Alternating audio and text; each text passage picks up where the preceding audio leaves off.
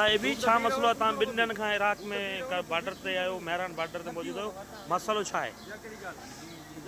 असां हे मसइलो इहो आहे त जेको आहे 9 जून ते हिननि वीज़ाऊं जारी कयूं आहिनि इराक हुकूमत ऐं 9 जून ते ऐं असांखे होटलिंग ऐं जहाज़नि जूं टिकेटूं हर शइ हिननि ॾिनियूं। हाणे असां हिते बॉर्डर ते पहुता आहियूं। अचानक 16 तारीख़ ते असांजी फ्लाइट हुई, असां ईरान पहुतासीं। ईरान खां पोइ ईरान जे रस्ते असां ईरान खां हेॾे ख़ुरूज करे आया आहियूं। हाणे असां इराक जे बॉर्डर ते आहियूं। इराक जे बॉर्डर ते 3 ॾींहं असांखे 2 रातियूं गुज़री चुकियूं आहिनि। हिते न खाधे जी जॻह आहे, न पीते जी जॻह, को होटलिंग जो सिस्टम ई कोन्हे। न्याज़ जेको ॾेई थो वञे उनजी महिरबानी, त बुख ते परेशानियुनि में वेठा आहियूं।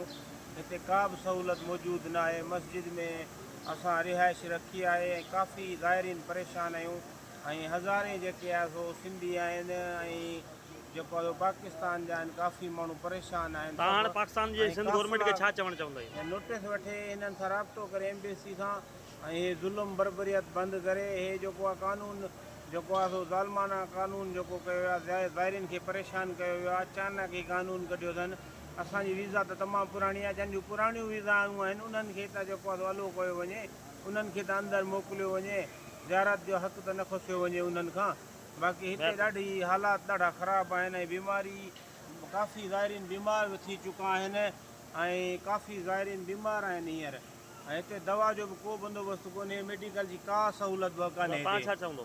छा मसलो आहे? केतिरनि ॾींहंनि खां आहियो तव्हां हिते? असांजो चवणु इहो आहे, असांखे 4थो ॾींहुं आहे, 5 ॾींहं आहे हिते। असांखे घुराए करे हिते बॉर्डर ते हिते असांखे बंदि कयो वियो आहे ऐं असां हिते ॾाढा परेशान आहियूं। हर ॻाल्हि ओके जे बावजूदि बि असांखे हिते रोकियो वियो आहे ऐं असांजो इहो चवणु आहे त हिते इन ते नोटिस नथो वञे ऐं असांखे इराक में अंदरि मोकिलियो वञे त वॾी महिरबानी। Thank U.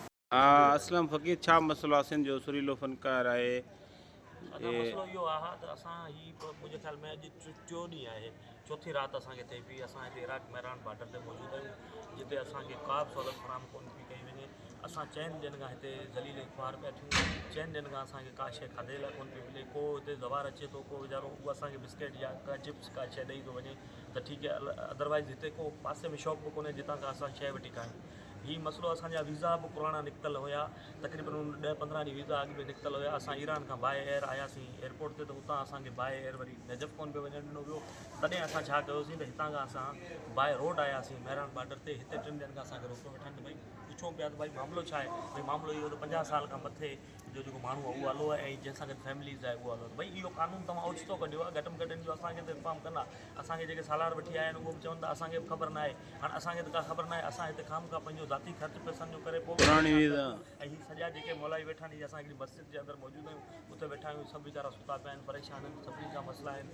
ऐं असां गवर्नमेंट सिंध खां वठी वफ़ाक़ी हुकूमत खे ऐं मीडिया जे दोस्तनि खे, सहाफ़ी दोस्तनि खे गुज़ारिश कयूं था त हिन मामले में असांजी रहनुमाई कयो, थोरी सपोर्ट कयो ताकी को मामिलो जो हल निकिरे।